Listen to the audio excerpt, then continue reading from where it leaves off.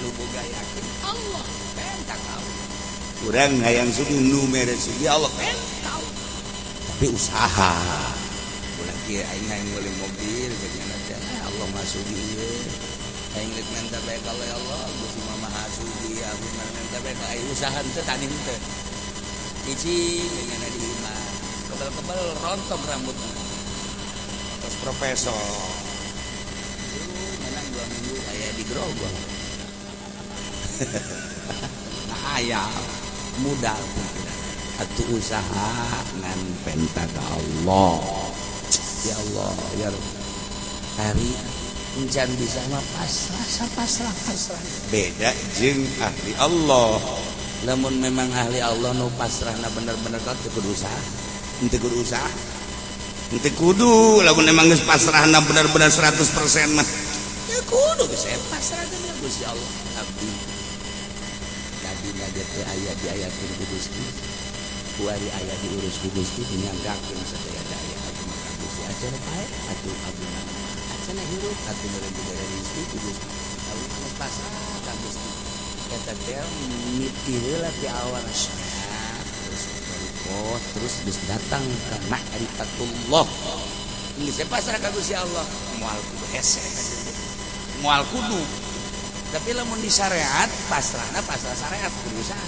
lamun di hakikat pasrahna geus bener-bener pasrah beda kumaha pasrahna lamun di syariat pasrah tetep berusaha lamun di thariqah usaha teh eta mah bi qadri darurat tapi lamun di hakikat geus aya aturan-aturan lamun di hakikat mah sabada teh kudu naon emang dina hakikat teh pasti sebab guru teh teu ngarasa aya dirina nu aya Allah Allah jadi lamun pasrah di hakikat tetep usaha nyana di syariat nyana disyariatkan nih haju pasrah ke Allah teu usaha tinggal dalajan bae jadi usir bukan kayak diusir kak kalau kakak teu usaha pasrah cek kiai ge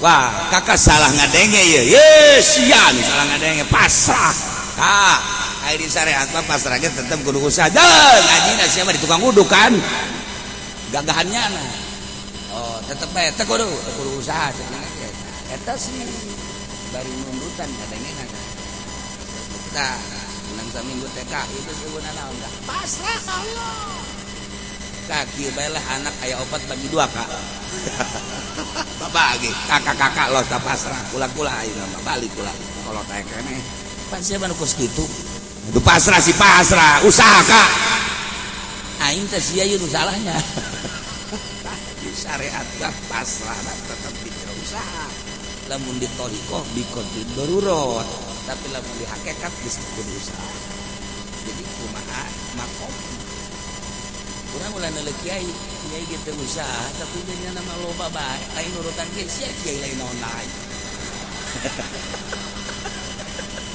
mondok henteu tolol beureun sia mah nek nurutan pasrah kiai atuh lain teh aja kiai ge teu sakabehna kos kitu jadi kiai ge anu cangcaya mah cangcaya bae kiai aing ilmu mah dibere tapi teu boga kayakinan dia kunaon cangcaya kitu teu boga jan boga guru berarti kudu boga guru nu ngayakinkeun kana moal kudu eses ya geus dititipkan ilmu ku Gusti Allah tinggal si anak ulah sok loya-loya ka pendopo goblok siap ulah nyeur ka dieu tolol atuh biasa bae lu yang goyok segala eta kurang keyakinan dan kos kitu di imah bae geus naon dulu ya goyok ka dieu maksud dan naon maksud ieu cenah kebangsaan odol sero kebangsaan ya Allah ya Rabb nah jadi berarti kan samakom fi mawatina katsirah terjadi perang Badar Allah turunkeun malaikat Quraisyah sarua Bani Nadir kitu ke cacak teu dibantuan ku para malaikat wallahu Walkur yauma Hunain. Ingat ajan Muhammad karena terjadinya perang Hunain. Hunain eta wadin baina Makkah wa Taif.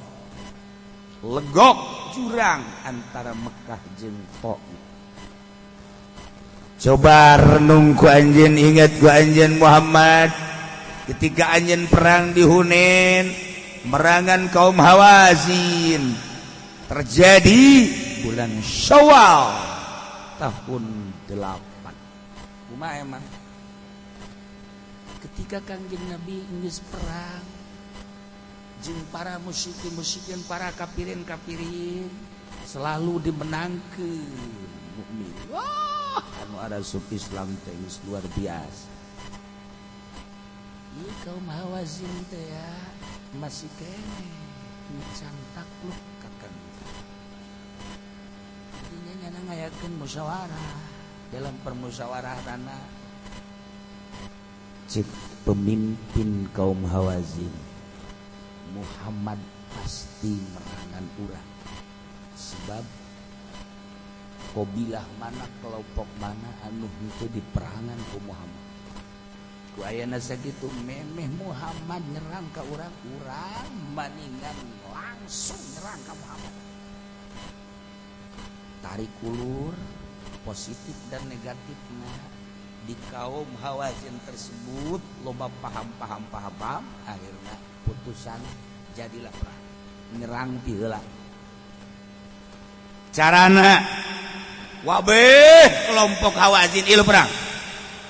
Prajurit dihareup kaum wanita, ibu-ibu beserta para gitu naon ngaranna biker wanita parawan ieu kabeh disatukankeun deui hewan bangsa onta sapi disatukankeun deui bebek wabeh bawa kabeh dengan tujuan ditingker ku hewan-hewan ku kaum wanita supaya lamun teh Muhammad nyerangna pohara geus urang mah paeh hirup-hirup ulah aya nu bali.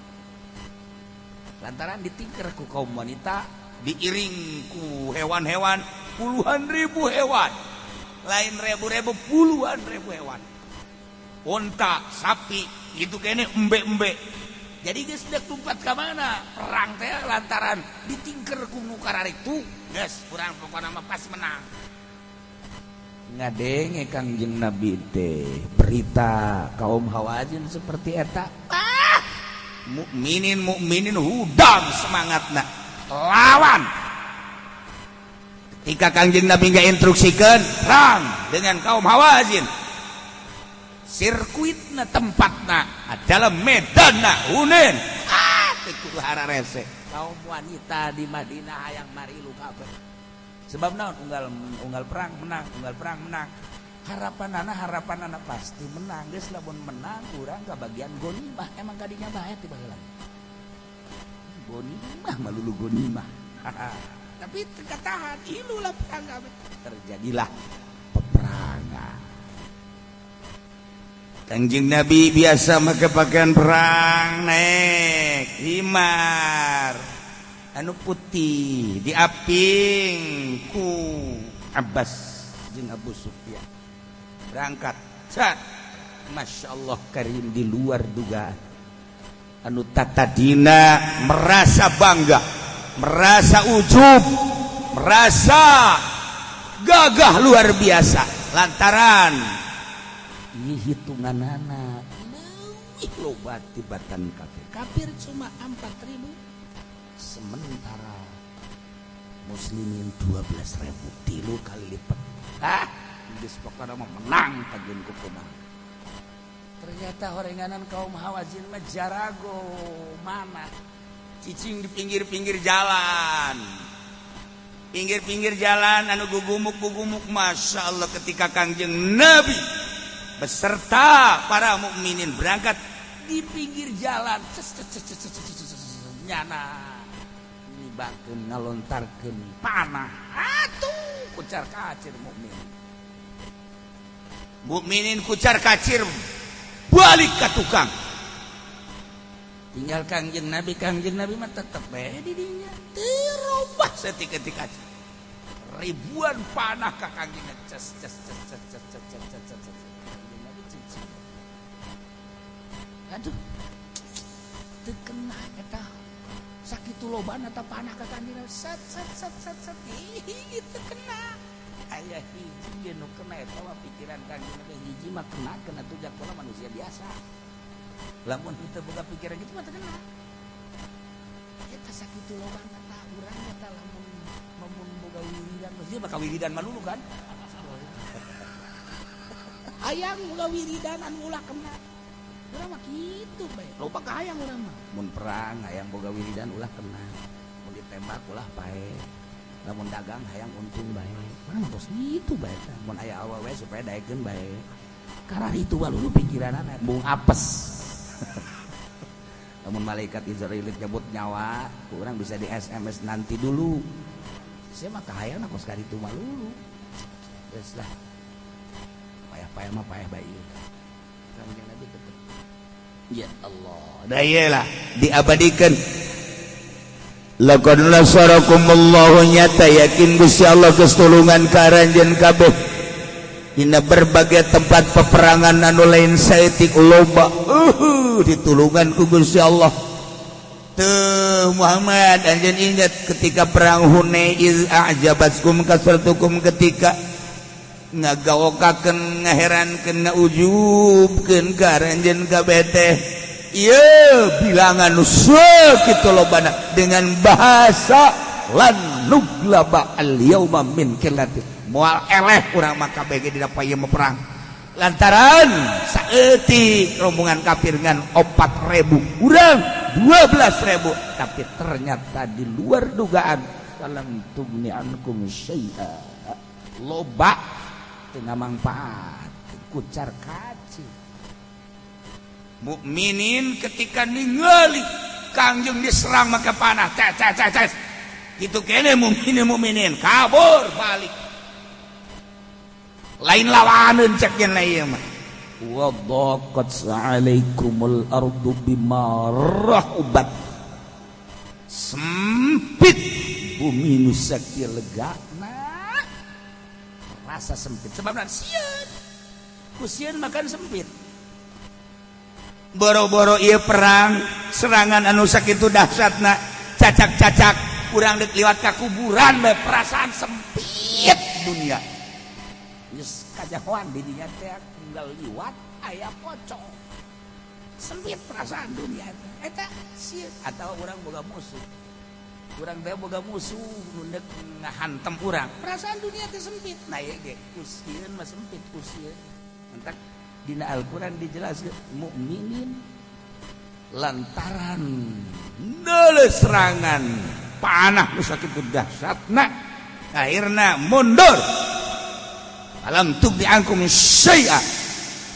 kusieun wa dhaqat 'alaikumul ardu bima rahubat perasaan sempit bumi sakit jembarna jeung luasna sebab naon kusieun-sieun deuk lumpat ka mana aing ka kaler besi aya musuh ka kidul besi aya musuh kulon besi aya musuh wetan besi aya musuh sehingga falam tajidu makanan tatma'innuna ilaihi li syiddati man lahaqakum minal khauf temagian tempat jang tentrem ka dieu ka ditu merasa sieun itulah jelema nu terdesak seperti eta summa wallaitum mudbirin mundur kucar kacir mukminin tapi Kangjeng tetap bahwa sabatan Nabi sallallahu alaihi wasallam ala biglatil bedo pemimpin mah kudu kieu ketika prajurit mundur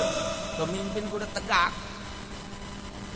kieu lamun pemimpin milu mundur atuh neuk kumaha komo atuh prajurit urang bae urang 10-an berangkat pemimpinna aya Zaid didinya teh sangar ketika lalumpatan kabeh lewat kuburan lompat pemimpin bagi Zaid tenang ulah lompat lamun lompat atuh komo anak buah di kamar sia lompat ulah lompat tenang nah eta ngaranna tegak Enggak minta pemimpin.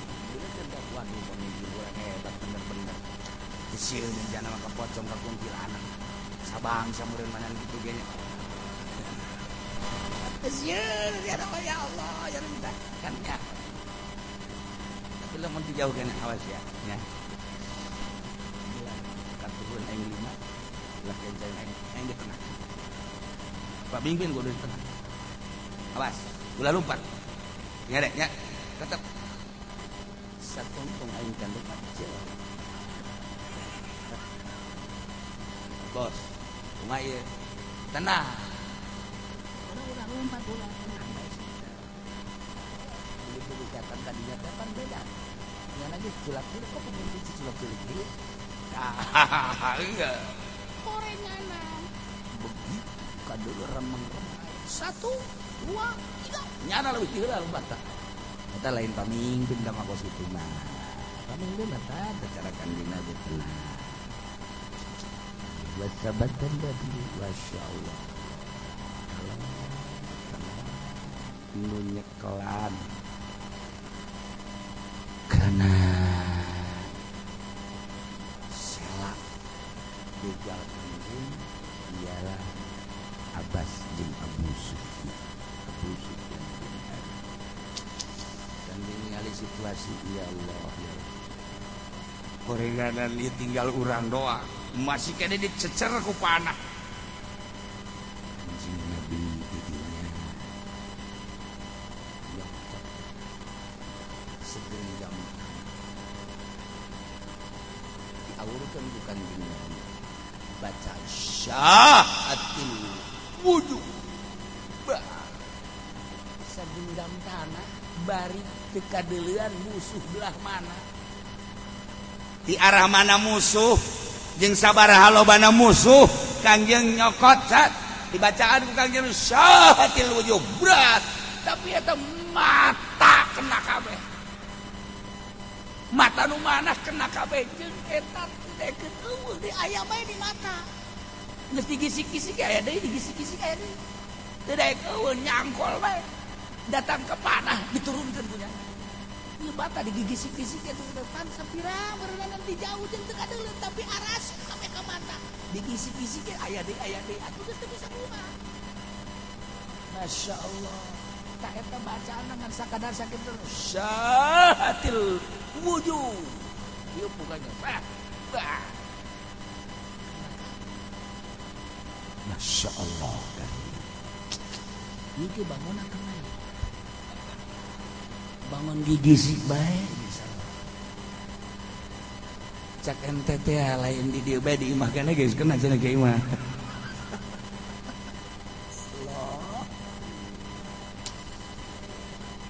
Ini Sidina Abbas bebeja ke Kangjeng. Ya Rasulullah. Iya kesewa panah. Kumaha kula lamun ngegerok supaya mukminin datang deui. Cek Kangjeng gerokeun.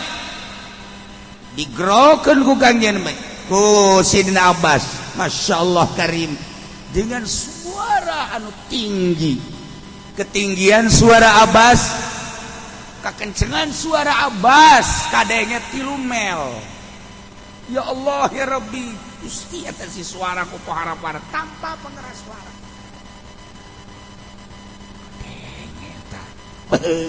Iya boleh selain lawadan suara-suara model bos dia. Ya Ansor, sobat Ansor kalau ribe, suara. Ya Muhajirin, kadenge. Digerokeun ku Sidina Abbas berbagai kobilah-kobilah budak kabeh. Suara di mana ya suara? Sebabnya anak selalu lompat, Pak. Jauh tinggalkan Kangjeng. Tapi suara Sidina Abbas kadang udang kabeh. Semangat timbul deui ku ari. Urang digerokeun berarti Kangjeng Nabi teh masih keneh aya jeung masih keneh utuh. Nu ku urang disangka Kangjeng Nabi teh kan teu aya. Bahkan cek kaum Hawazin, wa iyalah tamat riwayat Muhammad. anu bakal kaduhung saumur hirup para mukmin sampai kiamat. Lamun nyaritakeun tentang perang Hunain berarti Muhammad selesai riwayat tadi perang Hunain. Nyana geus seseria merayakan kemenangan. Muhammad pasti bae. Gas dianggap selesai Muhammad. Mukminin sedih lantaran sakilobana urang teu pernah terjadi perang seperti ieu. Kekalahan anu luar biasa, sedih urang. Tapi begitu ngadenge suara Sina Abbas ngagerokeun supaya datang deui ke medan perang, semangat mukminin timbul deui. Muhammad berarti masih kan aya siap berangkat deui. Kabeh mukminin siap berangkat deui. Neali ka mana Muhammad, ka mana Kangjeng, di mana Kangjeng, berangkat. Masya Allah, orengana mata kersing digisik bae. Kepikiran kapanggih ku sahabat Ansor. Sia kunaon digisik? Teu kadeuleu sagina sia saha? Aing digerokeun. Orengana geus teu bisa neuleuh. Atuh mukminin siap deh tuh, aya semangat geus teu bisa neuleuh. Geus teu dareuleuh. Kabeh sing gigisik kabeh. Emang dia kunaon nyaho cenah ieu aya naon anu datang ka mata. Kumaha mimitina? Lain perang ngobrol tolong gitu. Enggak ngobrol jada. Atuh tama perang geus akhir biasa kus kitu mah. Nya sia going dibodem sia. Dia gitu bisa nolak kieu ye, diome tungtung sama diome. Ku mukminin ayo sia ku aing sia ye. Oh, jeung nya ulah tuh ulah. Ayo heran perang ku selalagaan.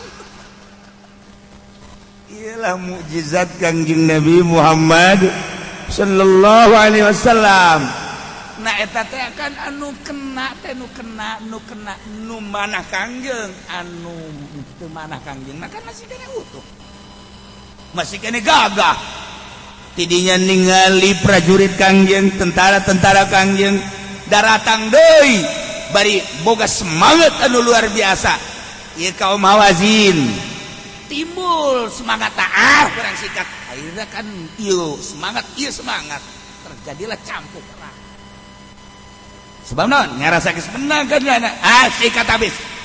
Ieu ngarasa musuh teh teu bisa neuleuh, sikat habis. Semangat perang anu luar biasa di dua belah pihak. Cacak ku Gusti Allah teu ditulung wallahu.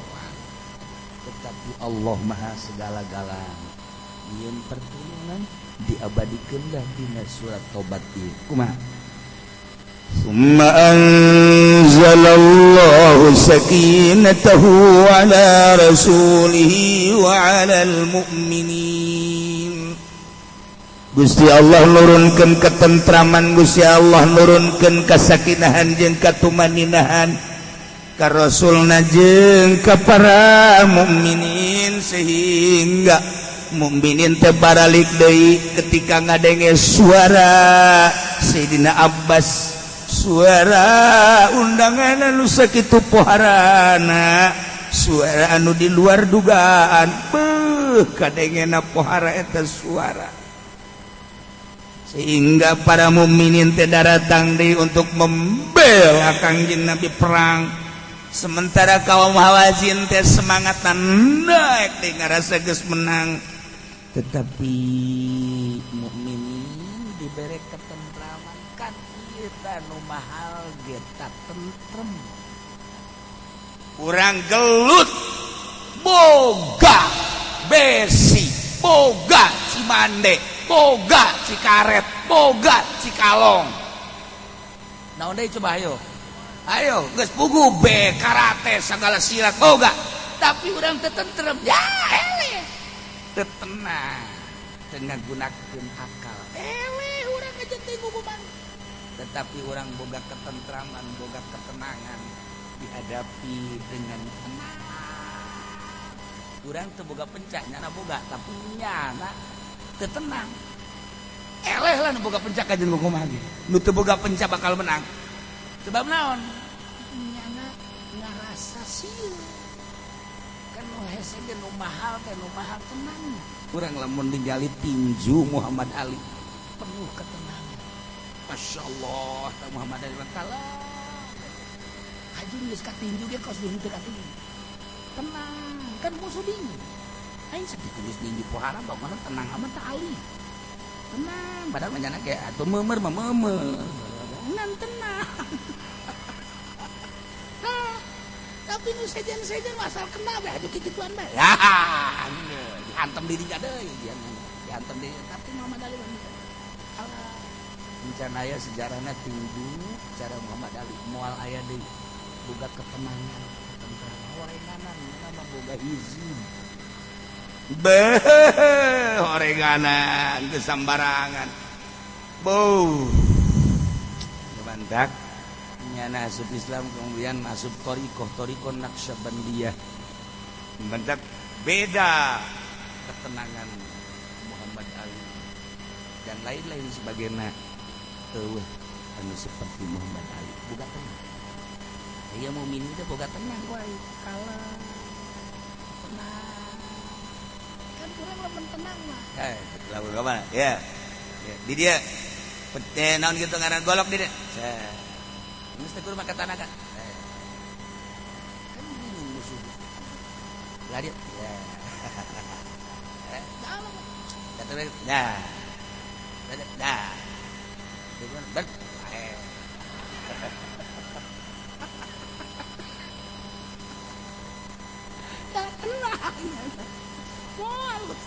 Masya Allah coba kalau menurut tenang makan pencak dikeluarkan kabeh pencak wayah dikeluarkan ngagoleh paksa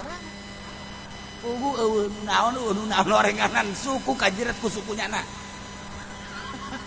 tolong pencak kos gitu mah blon aya kode jelema kos gitu naon Masya Allah can diserangkeun geus ngagolepak orenganan sukuna ngaberi sukunya na loh tapos gitu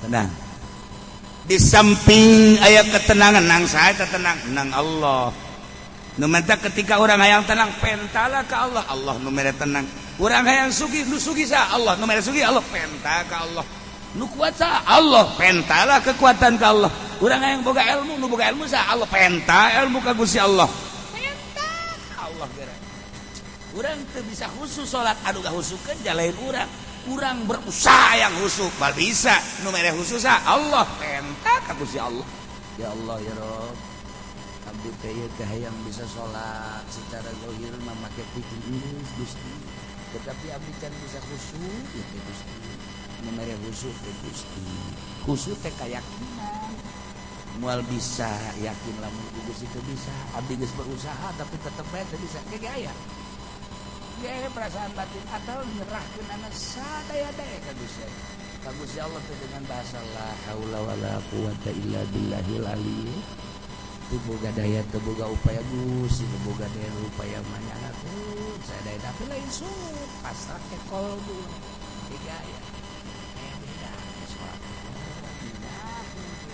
can khusyuk bisa mah tapi geus eta deui ka Allah ulah urang nu usaha mah datang ka ieu ge mal bisa cak Allah teh sia usahaan hayang khusyuk emang nang sia hayo kerahkeun ku sia datang ka was-was ya salat teh aing salat capek aing asar mah mal salat kalau capek hayang khusyuk lain khusyuk capek khusyuk ya Allah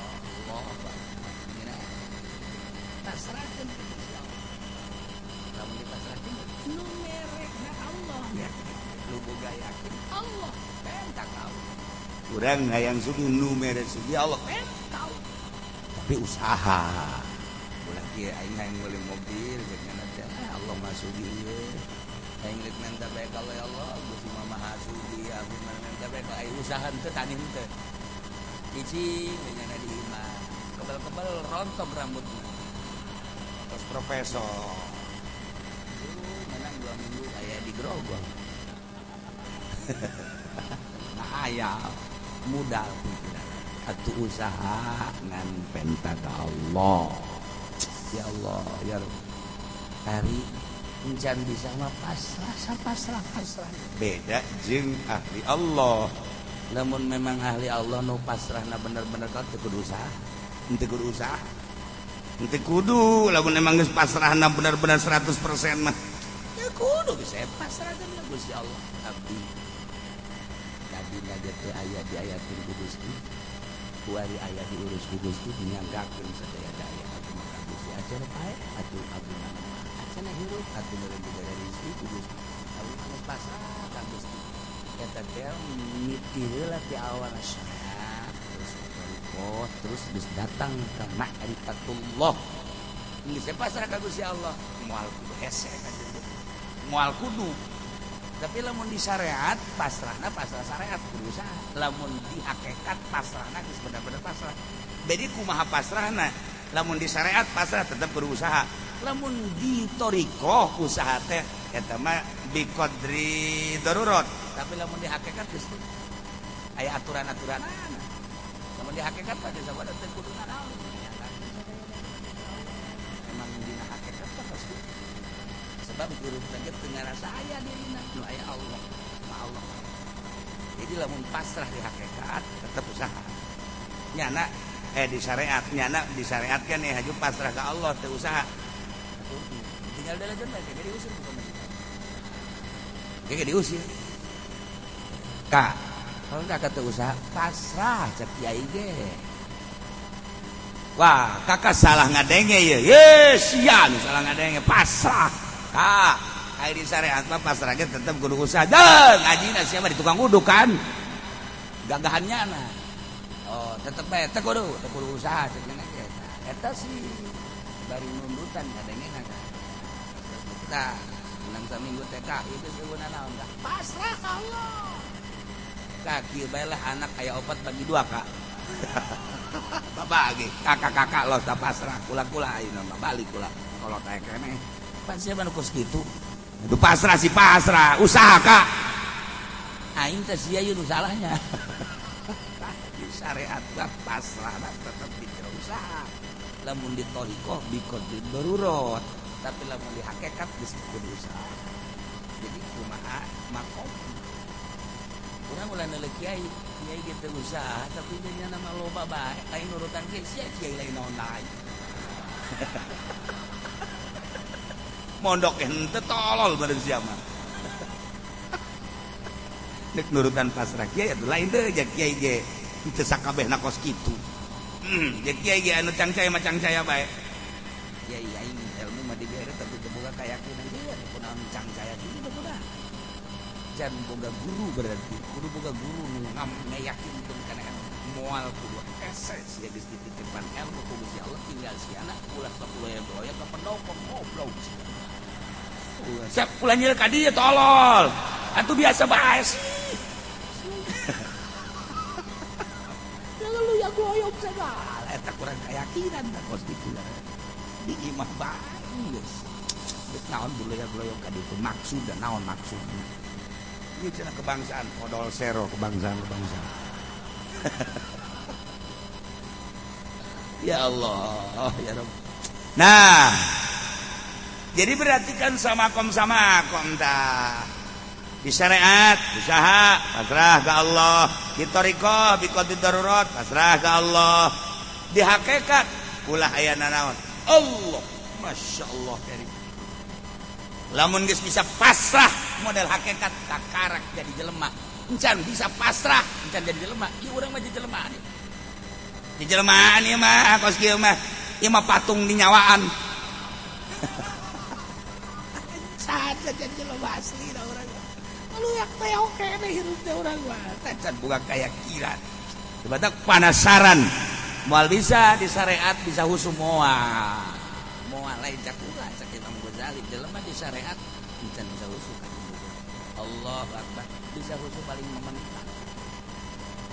Cak ahlina eta. Allahu Akbar.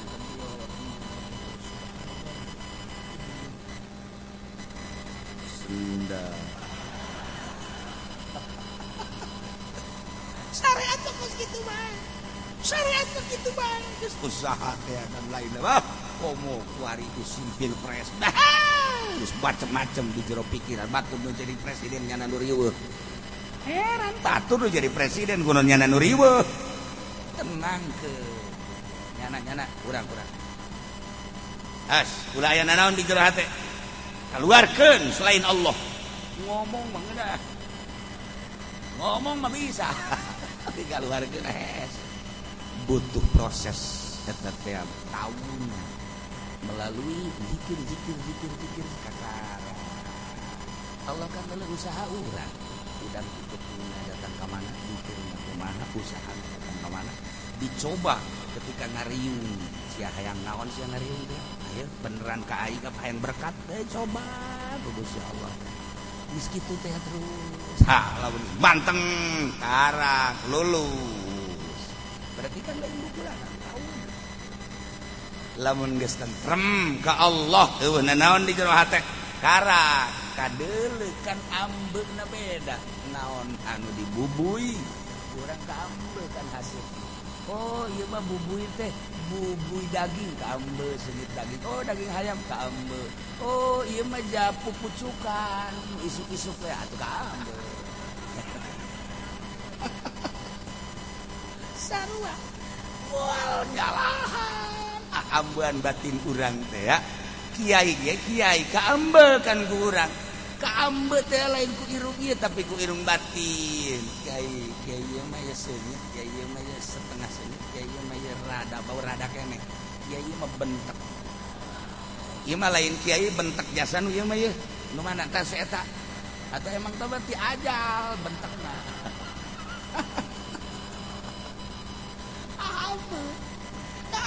teh bisa dinten teh kajian kuku mah ngambe batin urang teh seperti eta lah katarina seungit jadi bau katarina bau jadi seungit batin urang ngambe kajian kuku nah eta teh ya hasil daripada usaha urang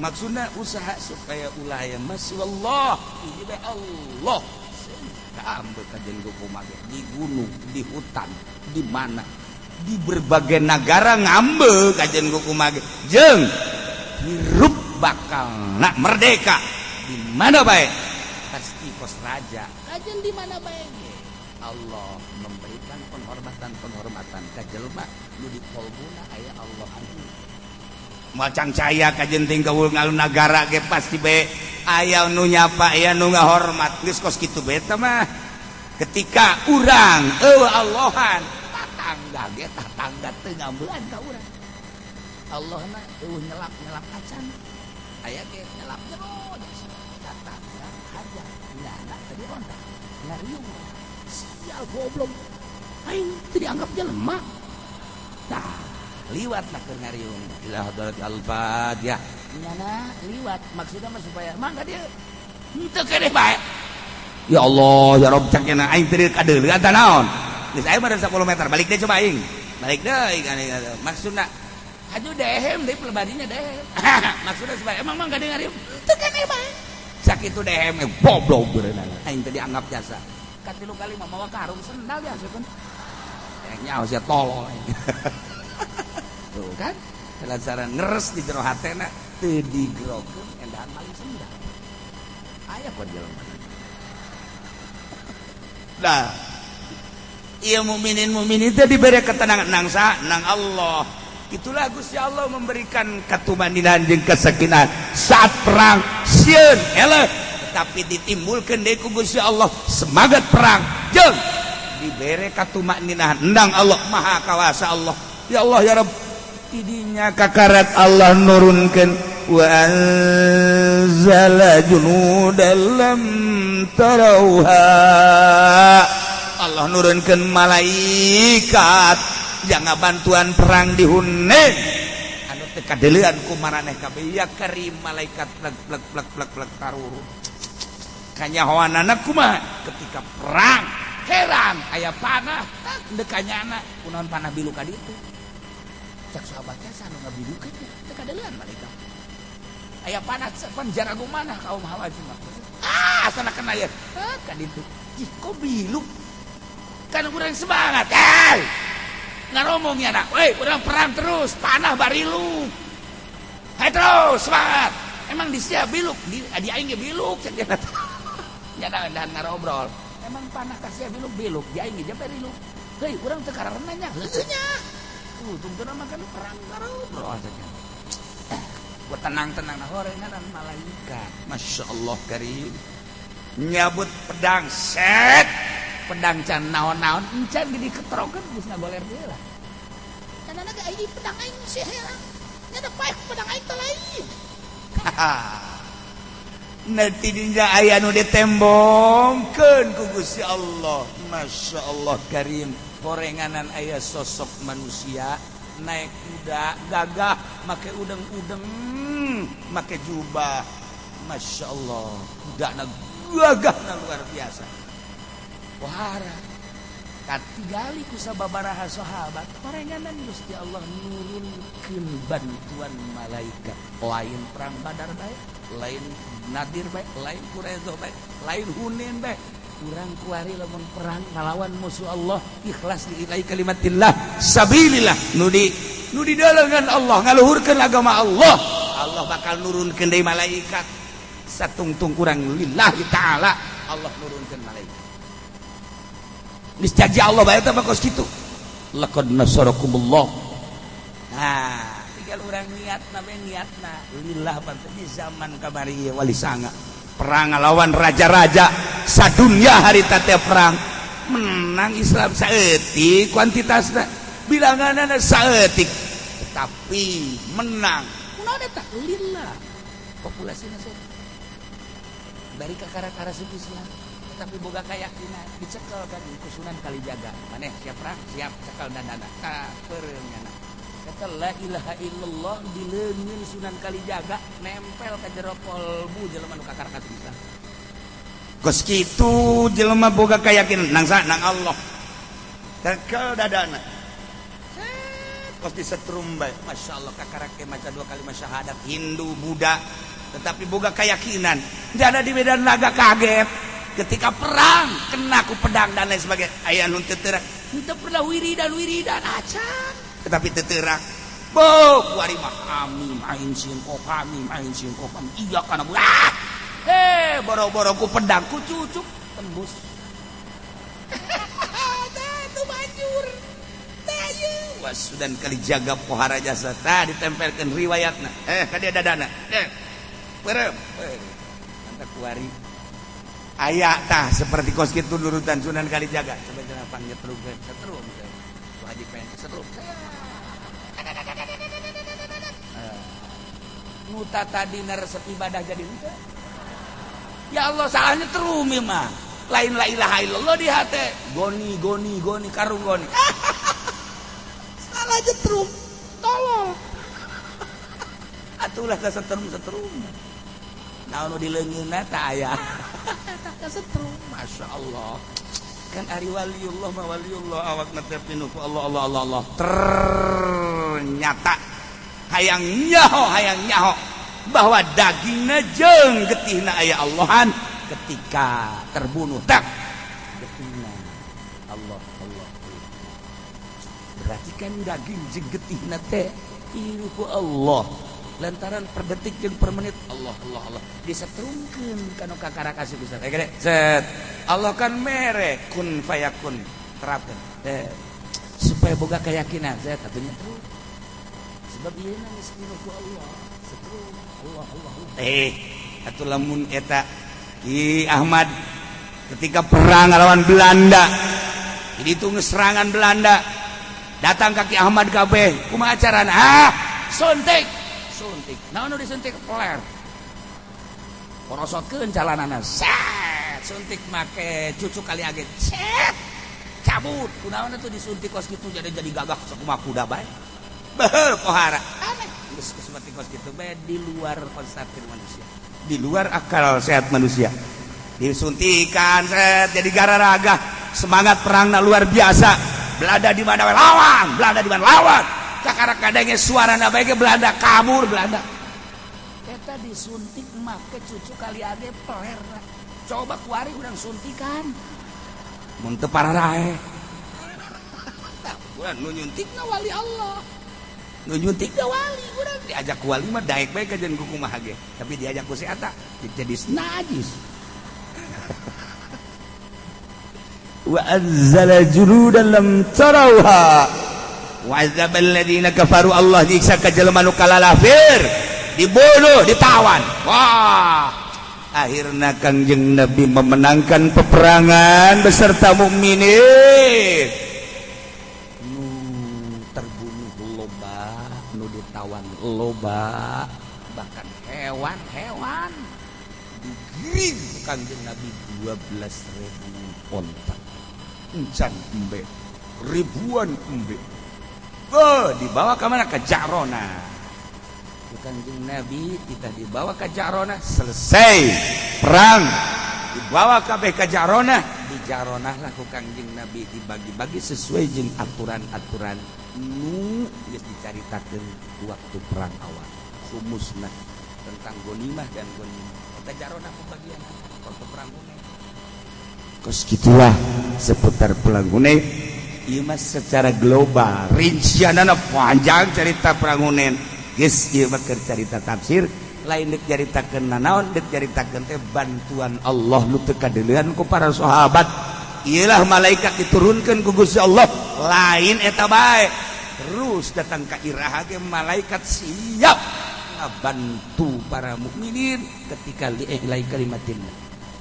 Wa dzalika jazaa'ul kafirin. Terbunuhlah para kafir-kafir, tertawana para kafir-kafir teh. Ieu teh merupakan satu kekalahan kakaraknya di dunia. Ieu teh ngan sakadar jazaa'ul kafirin di dunia, di akhiratna cilaka lamun nyana teh arasub Islam. Tetapi aya beberapa kafir-kafir anu merenung. Jadi caritakeun ngaran-ngaranna sababaraha kafir anu renung. Renunganna kieu ari eta perang saha nu naik kuda gagah make jubah turun aya udang saha nu ketika berangkat perang awal makan didinya nyana merenung kafir nu sejen ge merenung, kafir nu sejen ge merenung. Renungan eta ternyata masuk di hati. Ketika ditanya, salah satu sahabat nanya, ya Rasulullah, ai eta saha sih anu make kuda gagah? Ainal khailul bal, saha eta anu make kuda nu gagah? Warijal alaihim thiyabun bi makan makunna narakum. Ari eta saha anu make pakaian serba putih, kemudian gagahna anu luar biasa. Makunna narakum fihim, anu teu pernah leuleuh seperti eta. Illa kahati syamah wa ma qatalna illa bi aidihim. Anu kami perang teh teu ngarasa kumaha kecuali nyana anu perang. Saha eta ya Rasulullah? Cek Kangjeng Rasul, tilkal malaikah. Eta adalah malaikat bantuan turun bulan. Masyaallah cek sahabat, paina urang menang. Iraha perang Gusti. Cak Kangjeng Nabi tuh siapa kan? Aya siapa perang teh geus digisi. Ulah kitu Kangjeng. Resep cenah teh perang lamun kos kitu mah. Eta ternyata kafir-kafir ngadengikeun. Pertanyaan mukminin seperti eta ngadenge. Oh, ternyata bantuan malaikat. Aya kafir nu neuleuh. Saha deui eta teh? Ternyata horeganan lain mukmin, bantuan Allah, malaikat turun di langit. Langsung datang katanya, ya Rasulullah, hadir masuk Islam. Ayo syahadat. Ditanya, kunaon mantak kasih Islam? Ketika perang ditinggali sosok manusia ganteng serba putih naik kuda bisa gagahnya, senyum Kangjeng.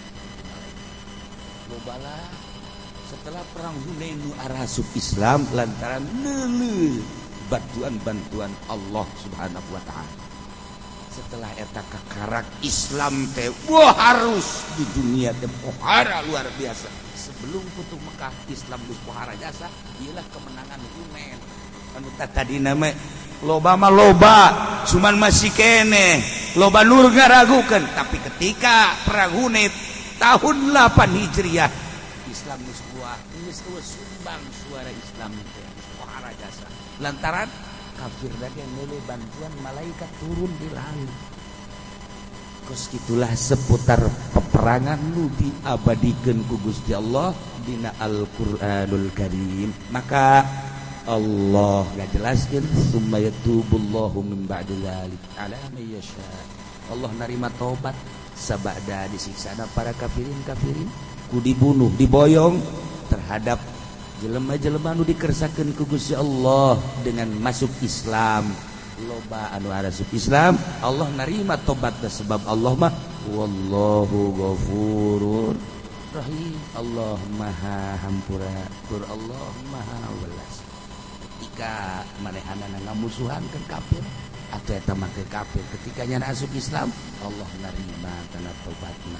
Lobalah kafir anu arasuk Islam setelah perang Hunain lantaran ningali ka sosok-sosok bantuan Allah nu ngaran malaikat.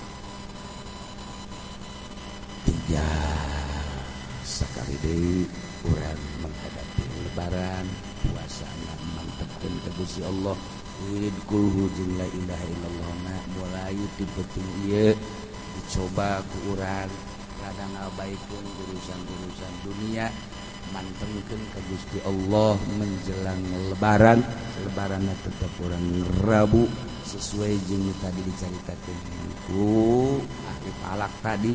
Terus ibadah kecuali ialah mencit kurban. Kemudian kadituna libur malam Jumat nahaul ibunda tercinta malam Jumat. Wallahu a'lam.